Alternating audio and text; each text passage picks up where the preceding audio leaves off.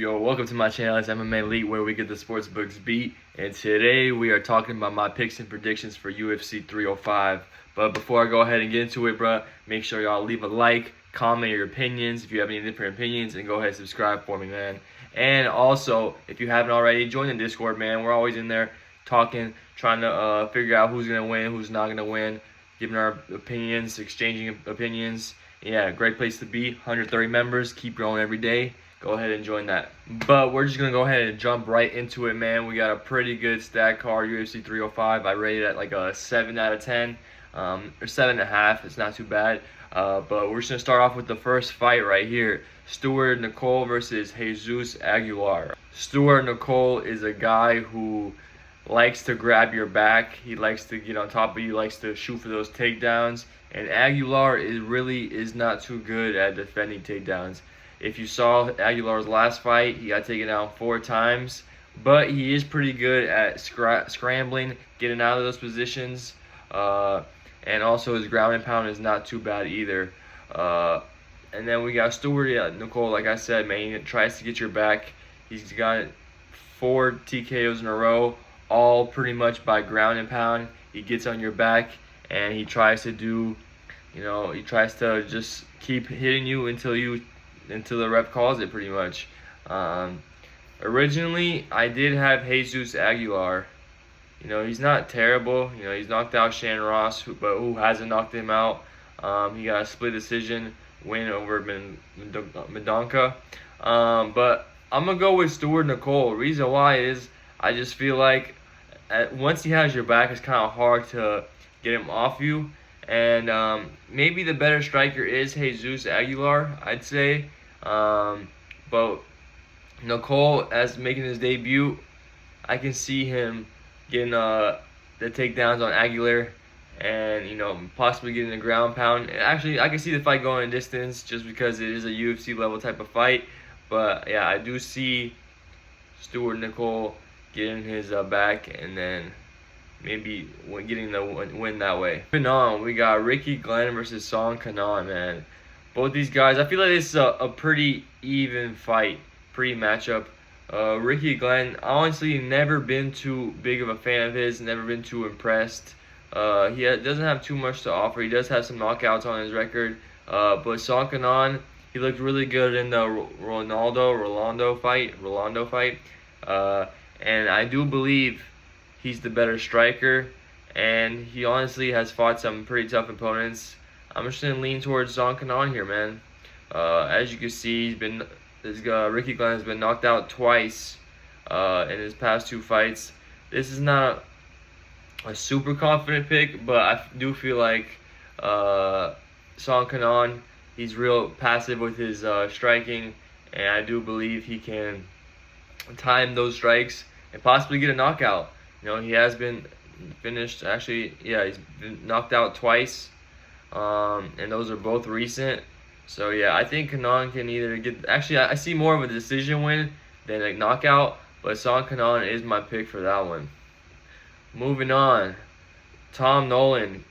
Nolan should not be this big of a favorite at minus 1150. At least like minus 600, minus 500, but minus 1150, that's a little crazy.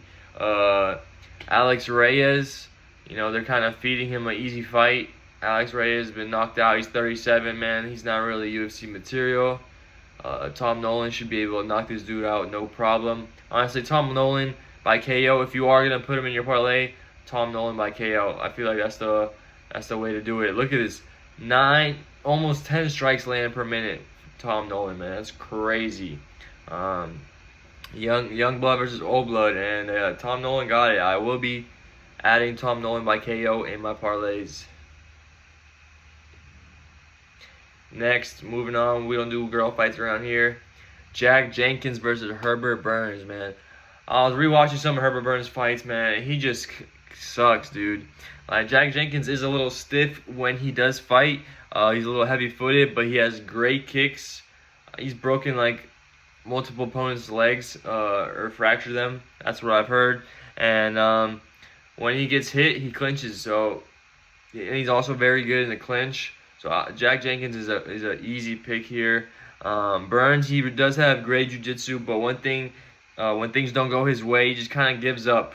Like, if you saw multiple fights, he just kind of like gets gassed and just, I don't know, just stops fighting. If he's not on the ground, he really doesn't know what to do. His striking is bad. Jack Jenkins 100% on this one. But if Herbert Burns can get it to the ground, he might be able to do a little some. I believe Jack Jenkins has been subbed like twice. Let me take a look here. Yep, he has been subbed twice, but that's not too recent. So yeah, Jack Jenkins for the win here, man. I feel like he does get the KO or TKO. Next, first underdog pick of the card, we got Josh Cubilao versus Ricardo Ramos. Ricardo Ramos is more of a grappler, and Josh Cubilao is more of a striker. I rewatched multiple fights of both theirs, okay? Josh Cubilao is the better striker for sure. Like, no doubt about that. He had a close fight with Danny Silva, which was making his debut, I believe. But honestly, a lot of people, including me, thought that Cubilao won that fight. But apparently, supposedly, the judges gave it to the other guy for whatever reason. I'm not sure. But I'm going to go with Ricardo Ramos. The reason why is, in that fight with Danny Silva, Danny Silva got on his back multiple times and was able to kind of drag him down. And if you watch Ricardo Ramos's fights, that's exactly what he does to his opponents, right? If you watch the Ricardo Ramos versus Bill Algeo fight, Bill Algeo is a pretty good striker, but what Ramos did in that fight to win is he would get behind his back and just drag him down. And Cubilao doesn't have the best takedown defense. And Ricardo Ramos also has fought Erosa. He's fought Charles Jourdain. Both those guys are really good fighters.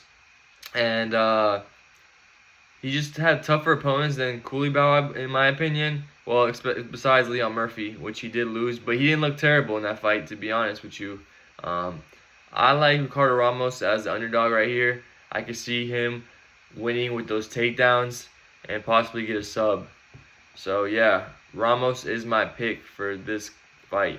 Next, we got Junior Tafa versus Valter Walker, Johnny Walker's brother. They are not similar at all. Johnny Walker's more of a striker. Valter is more of a grappler. But pretty much power striker versus grappler. And Valter Walker, he's slow. His striking is not impressive at all. And his grappling is good. He does time his takedowns pretty good. Valter's defense is not bad. He keeps his hands up, which is not bad when he's getting hit. But Junior Tafa does have some speed and strength to him. This one's hard to pick because if you watch Junior Tafa's fight with Muhammad Usman, Muhammad Usman is not good whatsoever. And Muhammad Usman was able to take Junior Tafa down multiple times, and that won him the second and third round, winning him that fight. So if Walker gets these takedowns, he's not getting up. He's the heavier guy. He has a bigger reach, but Tafa has that power. You can't sleep on his power. That's the thing. I feel like, this fight's just going to be just exactly like that fight that we just saw on this fight night, on this crappy fight night. Denise versus Williams.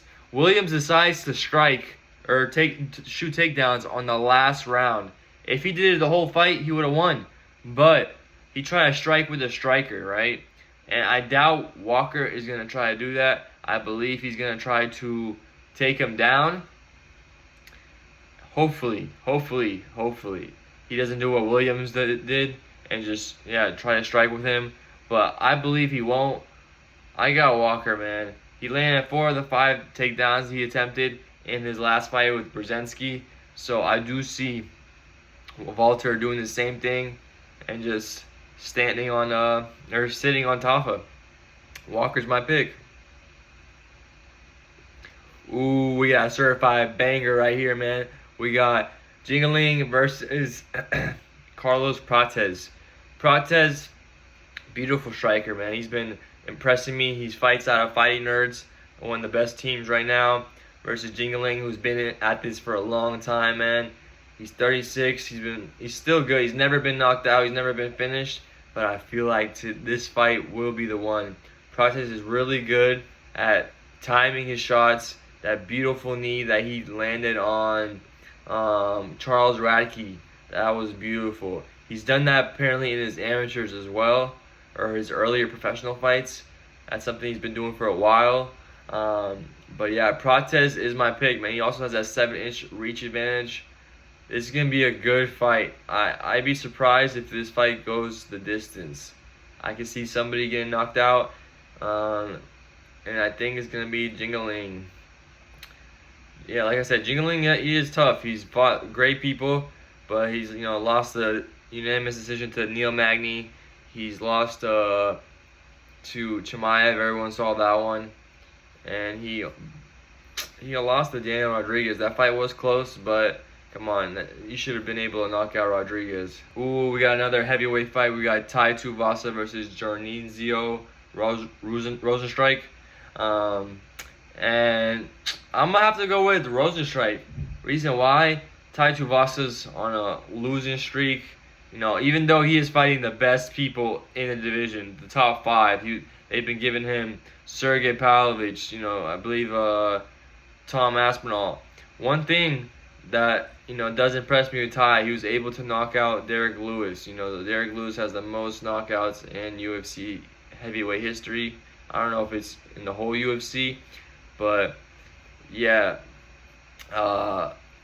Jairzinho, he has that 5-round experience. He has like the most main events of any heavyweight, I believe, because I believe he headlines the fight nights a lot. So he has that kickboxing experience. I can see Jairzinho Rozenstruik getting the victory, especially once it goes down to the later rounds. Tuivasa isn't going to be as sharp. He's going to be a little slower. And, yeah, man, I got Rozenstruik for that one. Also, Tuivasa is a little sloppy when he fights. I guess that's how he's like a bar fighter type of deal. But yeah, I don't think that's going to work out versus Rozenstruik. Next, we got Gamrot versus Dan Hooker. I'm a big Dan Hooker fan. I've been, betting on him for a while. I bet on him to beat Jalen Turner, which was an impressive performance. That was a great fight. But Gamrot, bro, you can't beat Gamrot, especially with his takedowns.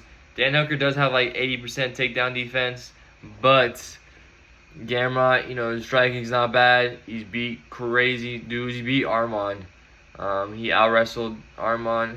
And, yeah, once he gets a hold of you, it's hard to get him off you. Dan Hooker, he is the better striker. But Gamrot does get dropped a lot. In the Turner fight, you got dropped multiple times.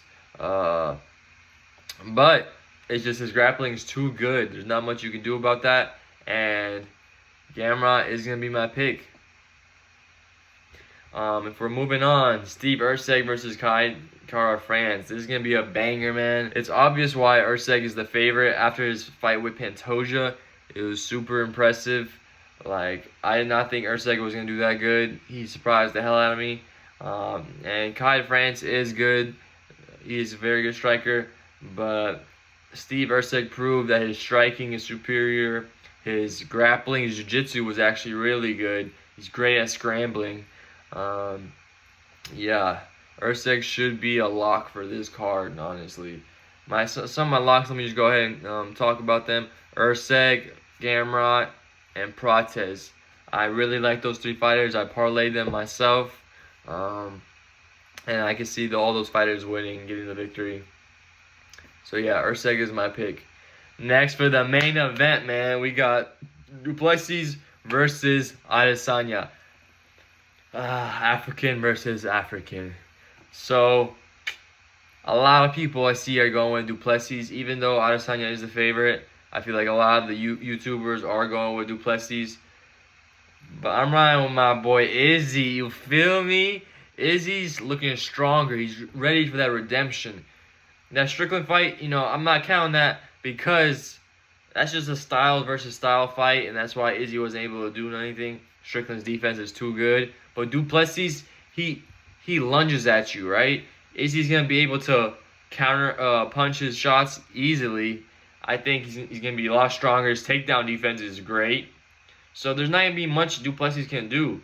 It is gonna be a competitive fight, but Izzy also has a great chin, man. He's only been knocked out by Alex Pereira, and it took him a while. He didn't even get fully knocked out. He got freaking wobbled, and the ref stopped it. So I definitely do see Izzy win this fight. I'm actually like pretty confident. I'd be disappointed if he loses, but I don't know. I really do like Izzy Adesanya to win this fight, man. Like, I feel not stronger, but he's gonna be stronger.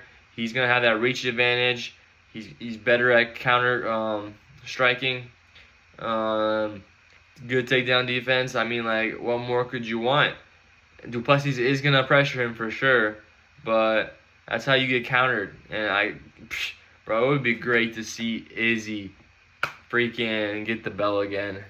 You know, he deserves it. Izzy, you know, a lot of people don't like him, but I've always been a fan. You know, he's kind of unique. He's got that African aura. And, yeah, I believe he said he's doing something special for his walkout, so that's going to be entertaining to see what he does with that. But, yeah, man, those are going to be my picks. If you agree with me, if you disagree with me, just let me know. I really do hope this fight card does go my way, especially with those 3 locks. I got quite a bit of fights with a lot of them, and yeah, hopefully it goes our way. But like I said, if you're not already, join the Discord, man. We're always active in there, 130 members strong. As you see, we got people joining all the time.